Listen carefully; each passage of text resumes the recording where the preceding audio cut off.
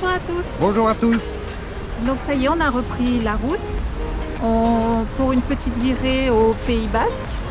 Là, on a fait une petite halte au port de Cibourg. C'est très joli, c'est tout mignon. Oh, il y avait une marche. C'est pas rigolo. C'est pas rigolo. Je rigole, mais c'est pas rigolo. Ça rigole. Et donc on vous emmène découvrir la région. Nous on connaît pas trop, on est déjà venu sur Biarritz, mais voilà, on avait fait juste un aller-retour et puis on n'avait pas trop fait la côte. Et là on va essayer de vous emmener sur la côte, de faire un petit bout de côte pour découvrir les jolis paysages de cette région.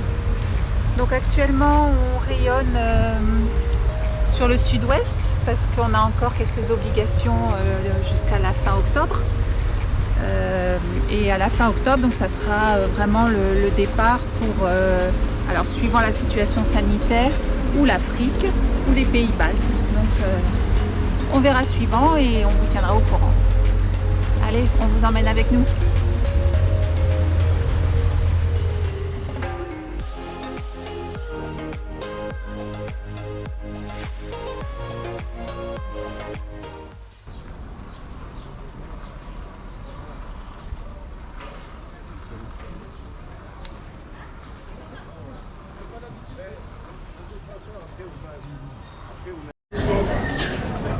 Donc cette jolie maison située à Cibourg aurait hébergé le roi Louis XIV en 1660 pendant quelques jours.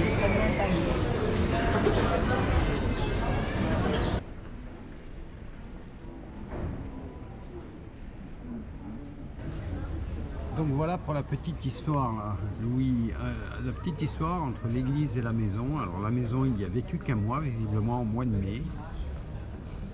Et il s'est marié le 9 juin. Alors en fait, je pense que cette maison, elle a servi, là, ils ont dû convoler en juste noces avec l'infante Marie-Thérèse. Je pense qu'ils ont dû faire un Airbnb dans le coin. Ouais, ça doit être ça. Ouais, il lui a, voilà. Il a dû lui apprendre les choses de la vie dans cette baraque. Enfin, moi je l'explique comme ça. Et je sais pas si vous avez une autre explication. C'est une libre interprétation. Oui, carrément.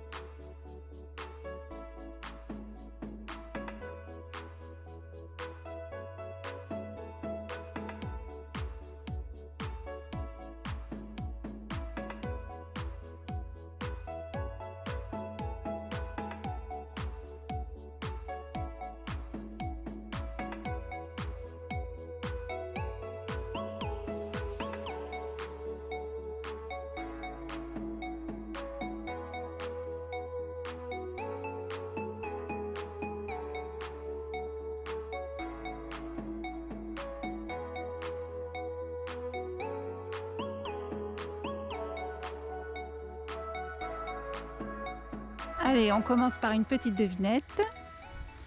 Donc, devinez dans quel village de l'arrière-Pays Basque nous sommes. Petit indice.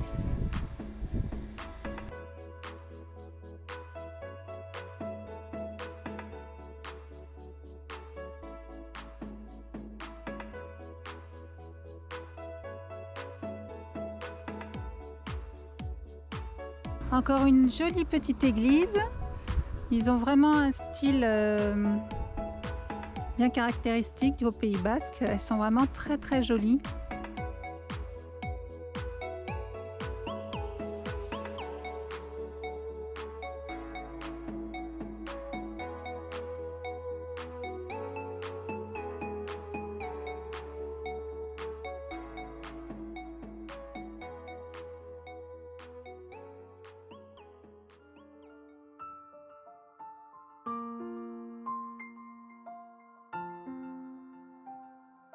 Au détour d'une rue, bah voilà, elle est mignonne cette petite église. Je trouve qu'elle a un petit cachet un petit peu particulier.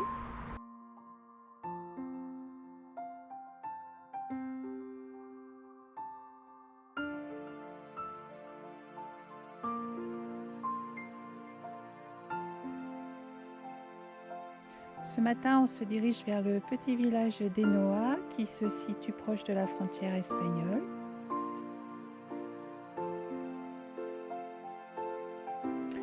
On prend des petites routes pour y aller parce qu'on trouve que c'est plus sympa.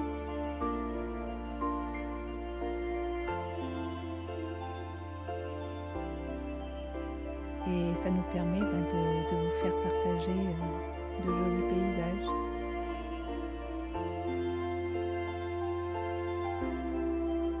Les paysages sont vraiment splendides ici.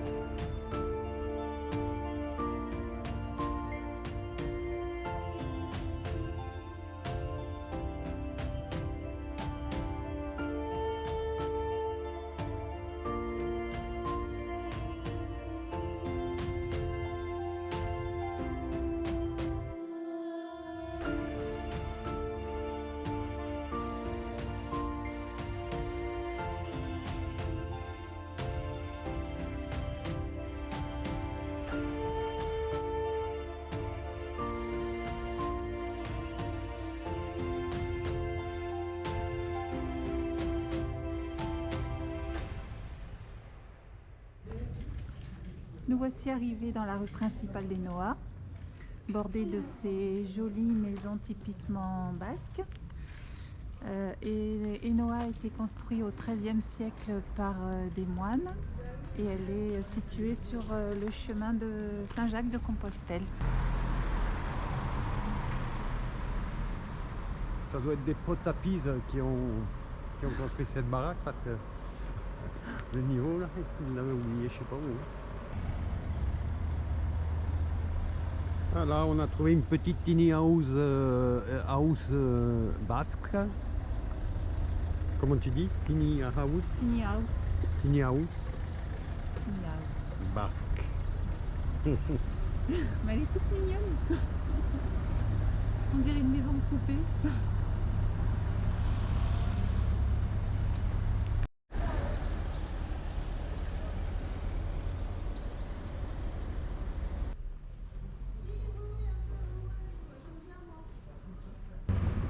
Bon ben voilà, nous quittons ce charmant petit village basque qui nous a bien plu et nous allons continuer à sillonner les routes de cette région qui est le Pays Basque avec tous ces magnifiques paysages que nous partagerons.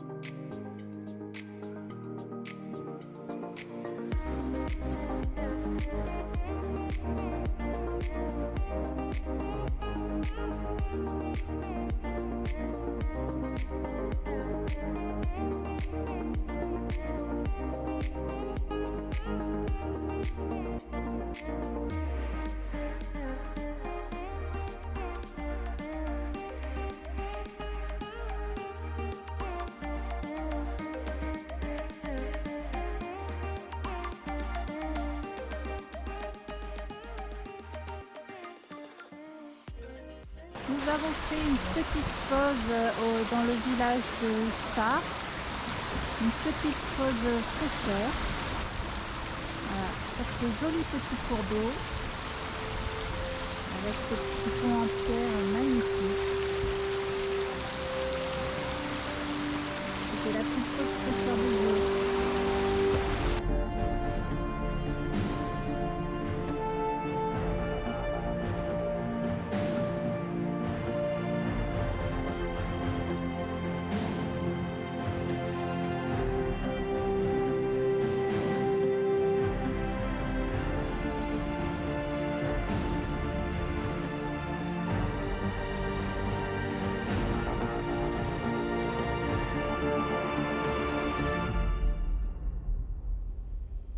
Alors comme vous avez pu le remarquer, on n'est pas très attiré par les endroits touristiques. Nous, on préfère s'installer plutôt dans l'arrière-pays, au vert, dans un endroit calme. Voilà.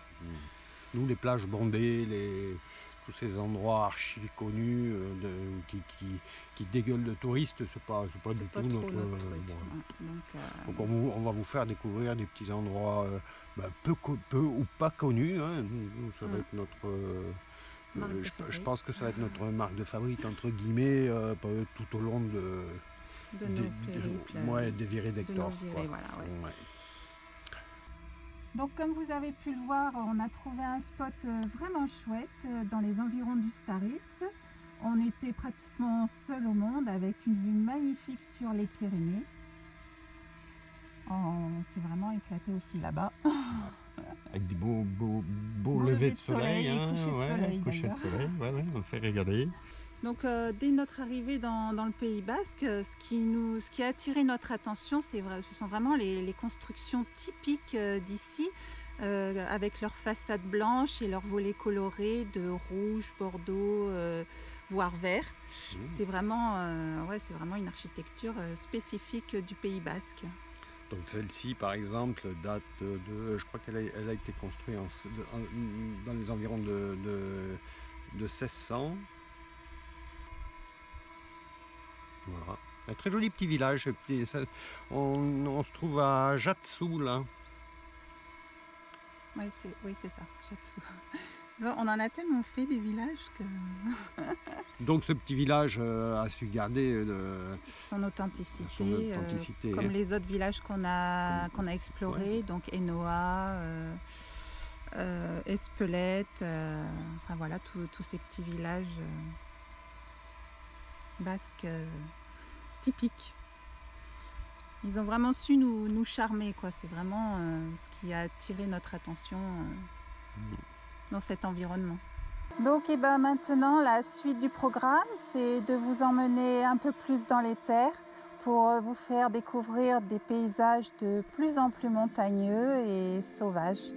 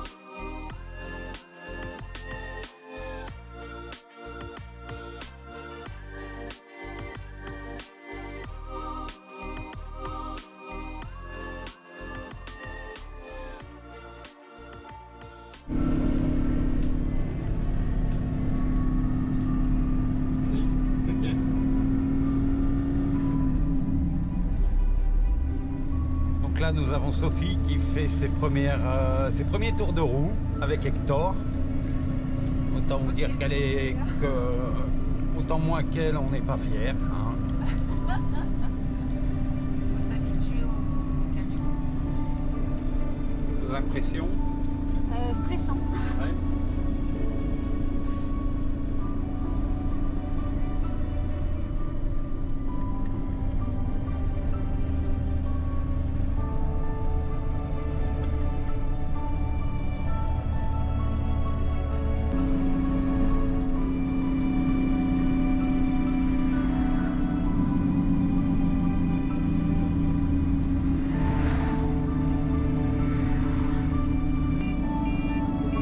Allez, vas-y. Tu passeras ta troisième. Ça, c'est bien. T'as vu le régime? Nickel. Doucement, doucement.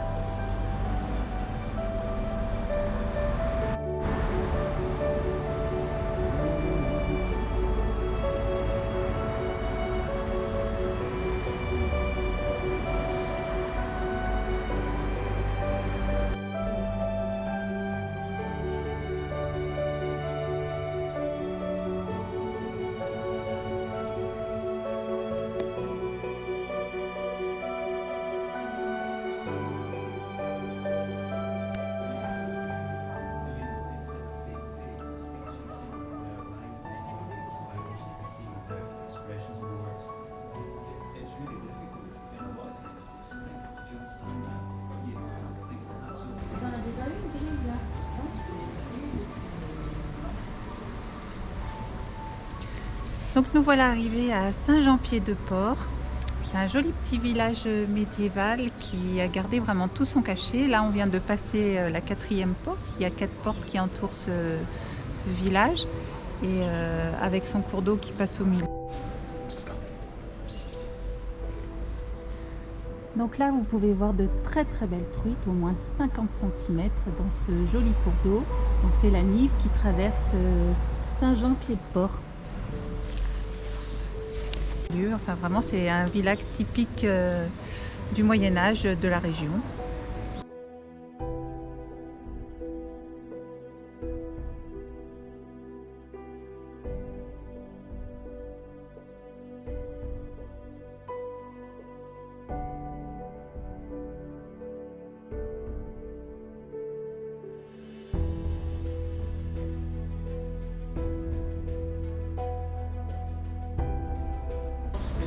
Donc c'est peut-être notre ultime étape parce qu'en fait le temps n'est plus avec nous.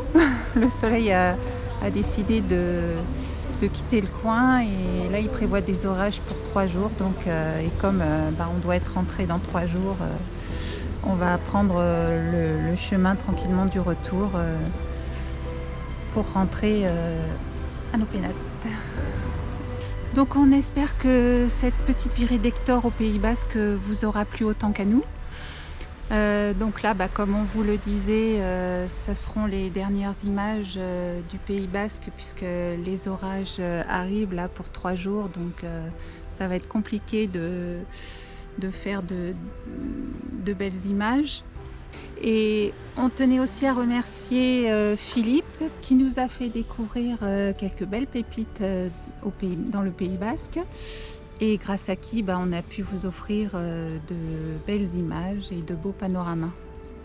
Si nos aventures vous plaisent et que vous voulez continuer à suivre la virée d'Hector, n'hésitez pas à vous abonner, à activer la petite cloche, comme ça vous serez au courant de toutes les nouvelles sorties de nos vidéos.